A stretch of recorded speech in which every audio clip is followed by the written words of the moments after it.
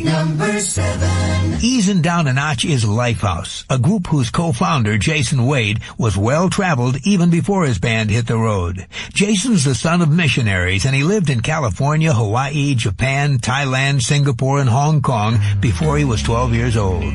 Now, settled back in California, here's Jason Wade and Lifehouse with Hanging by a Moment. Desperate for changing. American Top 40. We're counting down the biggest hits of the week. Well, now we're up to the song Hanging by a Moment. It's by a hot Los Angeles band who have gone from unknown to opening act to headliner in just 9 months. Just 3/4 of a year ago, except for a few hardcore fans, nobody knew who Lifehouse was. And then they released the song that changed their life as a band. A song that rocketed into the top 10 on the pop chart. Along with having a hit that's become a permanent fixture in the countdown, Lifehouse graduated from clubs to arenas, opening for the band 3 doors down. And beginning in September, the group achieved the title of headliner. Their tour of the United States had them as the top billed act, with the group The Calling and singer Michelle Branch as their opening acts. Talk about going from 0 to 60 and nothing flat. And this week, the song that brought this band their overnight fame is at number 12. Here's Lifehouse in their 36th week in the countdown with Hanging by a Moment. American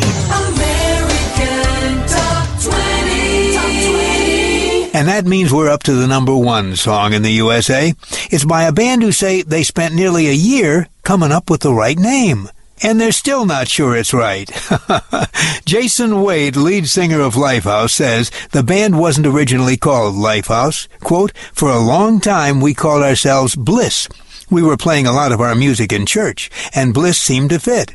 But when we wanted to play in a non-religious setting, it seemed wrong." He says that for nearly a year, they kicked names around. Quote, "We spent a ridiculous amount of time trying to find a name. We tried names with numbers in them, like Element 86, and we thought Thread was the right name until we discovered another band is called Thread. That's the problem. All the good names are taken." And then Jason decided to focus on what his band and their music is really about. He says, "We write music about our lives, so we came up with Lifehouse, which reflected that. It's good, but I'm still not sure we couldn't have done better." Well, they may not love their name, but their fans certainly love their music, because this week, Lifehouse has the song at the top of the chart. The number 1 song in the USA on American Top 20 for a 4th week is You and Me by Lifehouse. Serving a hit nation. American Top 40.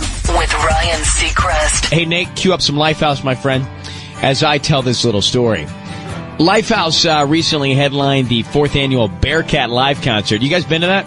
It's at University of Cincinnati. You've never been there. What are you talking about? I wasn't talking to you anyway. I was talking to good people listening, screaming at their speakers.